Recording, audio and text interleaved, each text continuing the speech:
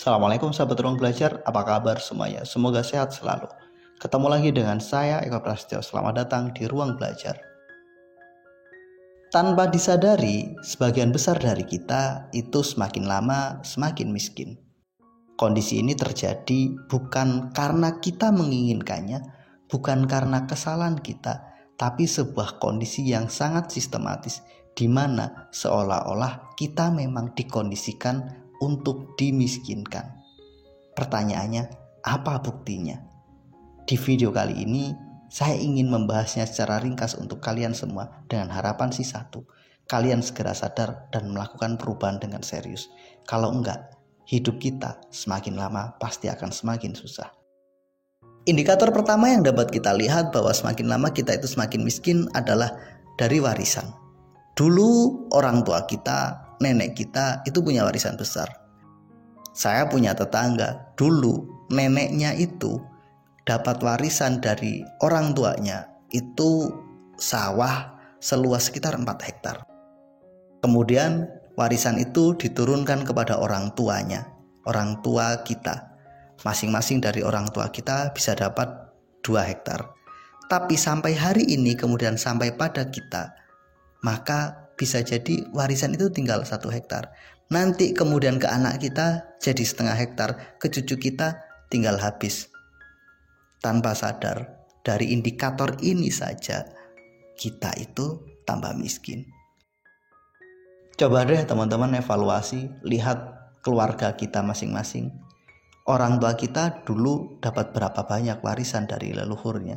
Nenek kita dapat berapa banyak, kakek kita dapat berapa banyak, dan sekarang yang sampai pada kita berapa. Nanti pada anak kita, pada cucu kita. Dari ini saja tanpa sadar kita itu tambah miskin. Faktor kedua adalah inflasi. Setiap tahun harga selalu naik. Belum tentu gaji kita naik. Semua hal semakin lama semakin tinggi harganya. Sementara kemampuan kita menghasilkan uang ya tetap segitu-segitu saja. Saya ingat orang tua saya dulu pada tahun sekitar 1991 membeli sebuah tanah dengan luas sekitar 500 meter persegi. Saat itu harganya sekitar 4 juta. Artinya jika kita kalkulasi di nilai hari ini, tanah yang berhasil dibeli oleh orang tua saya itu mencapai sekitar 6-7 miliar. Artinya apa? Jika kita konversi pada kondisi hari ini, pada saat itu orang tua saya itu punya kemampuan membeli dengan nilai sangat luar biasa mahal, dengan nilai miliaran. Tapi hari ini ternyata saya tidak punya kemampuan sebaik itu. Sebagian dari kita tidak punya kemampuan di posisi itu. Memang benar beberapa waktu yang lalu bersyukur sekali mampu melakukan investasi tanah, tapi nilainya belum sampai pada miliaran itu, masih hanya di kisaran ratusan juta rupiah. Artinya apa? Di usia produktif orang tua saya dulu, mereka mampu melakukan investasi dengan nilai fantastis yang jika dikonversi pada hari ini nilainya miliaran. Tapi pada usia muda kita hari ini, di usia saya dan teman-teman semuanya, berapa kemampuan kita untuk berinvestasi bandingkan dengan orang tua kita? Memang benar ada sebagian dari kita yang mungkin kemampuannya meningkat jika dibandingkan dengan orang tuanya dulu. Tapi berapa banyak? Lebih banyak dari kita yang mengalami penurunan kemampuan melakukan investasi. Ini terjadi karena masalah inflasi. Dulu tanah itu murah, sementara sekarang semuanya serba mahal. Dulu membangun rumah itu murah, sementara semakin lama hari ini semakin mahal. Orang tua kita, nenek kita, pendidikannya biasa-biasa saja. Mungkin mereka hanya lulusan SMP, SD, bahkan mungkin gak sekolah. Tapi mereka bisa kok membuat rumah tanpa hutang.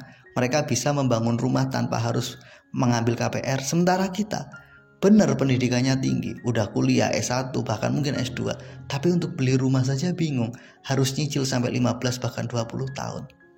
Ini pertanda bahwa memang tanpa sadar kita itu semakin lama semakin miskin. Kondisi ini terjadi karena memang semuanya naik serba sangat cepat.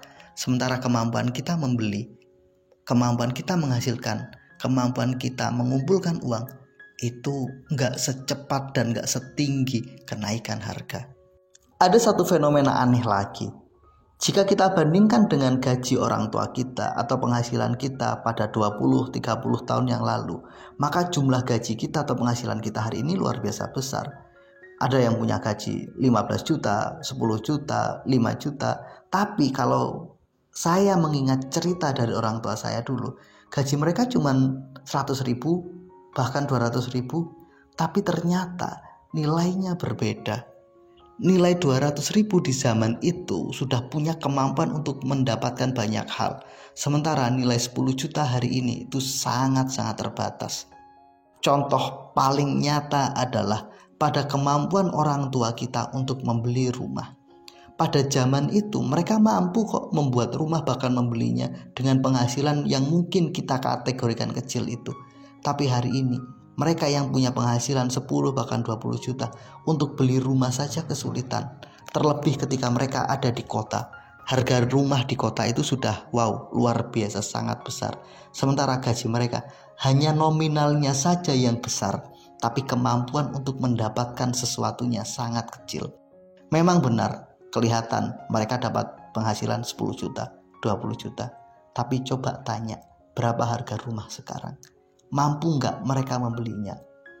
Karena mereka nggak mampu, terpaksa berhutang 15 tahun, 20 tahun. Ini bukti bahwa kelihatannya saja kita punya gaji lebih besar jika dibandingkan dengan orang tua kita dulu. Tapi ternyata nilai dari gaji itu semakin lama semakin turun. Ciri lain nih yang menjadi bukti bahwa kita itu tanpa sadar semakin miskin, bahkan sengaja dimiskinkan, adalah naiknya biaya pendidikan itu nggak sebanding dengan naiknya gaji, nggak sebanding dengan potensi income yang akan kita terima setelah mengikuti proses pendidikan itu. Gini deh ilustrasinya, dulu mungkin sebagian besar dari orang tua kita itu nggak kuliah, tapi dia bisa menyekolahkan kita sampai kuliah. Tapi setelah kita kuliah, kita dapat gaji. Ternyata kalau dibandingin antara biaya kuliah dengan gaji yang kita terima, itu kadang sangat-sangat memprihatinkan. Sebagai contoh deh, seorang guru yang kebetulan terpaksa mengajar di sekolah yang bukan sekolah negara, bukan negeri, maka gaji dia sangat kecil. Bayangin seorang lulusan S1, seorang guru digaji nggak ada setara UMR. Mungkin cuma dapat 1 juta bahkan kurang. Ini kan sangat ironis. Udah biaya pendidikannya mahal, tapi uang yang dihasilkan setelah kita bekerja, setelah kita mengikuti program pendidikan itu nggak seberapa. Belum lagi, semakin lama biaya pendidikan itu semakin mahal. Akhirnya menjadi sebuah pertanyaan, apakah kita nanti mampu menyekolahkan anak-anak kita? Sementara dulu orang tua kita, mereka bukan lulusan kuliah, mungkin pekerjaannya hanya seorang petani, seorang pedagang, tapi bisa menyekolahkan anak-anaknya pada perguruan tinggi. Kemudian para sarjana yang hari ini sudah lulus dan hari ini jadi orang tua dan kemudian sedang bekerja entah menjadi profesional atau menjadi apapun, ini patut diduga mereka punya potensi mengalami kesulitan ketika nanti menyekolahkan anak-anak mereka. Karena kenapa? Karena biaya pendidikan hari ini sangat-sangat mahal.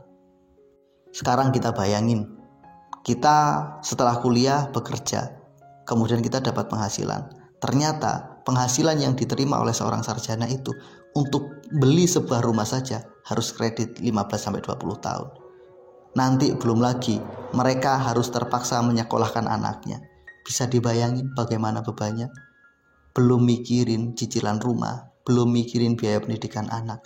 Sementara kemampuan keuangan mereka itu nggak terlalu istimewa. Level kesejahteraan para pekerja di negara kita itu nggak seberapa. Sehingga untuk kebutuhan dasar yang namanya pendidikan anak dan kebutuhan dasar yang namanya tempat tinggal, mereka itu harus berhutang bertahun-tahun lamanya. Inilah sebuah kondisi ironi. Kalau kita nggak berubah, kalau teman-teman nggak melakukan sesuatu, ya realitas sulit ini pasti akan terus kita alami. Maka yuk berubah, jadilah lebih produktif. Kalau kita nggak jadi lebih produktif, kita akan semakin miskin. Terima kasih telah menonton, mudah-mudahan bermanfaat. Assalamualaikum warahmatullahi wabarakatuh.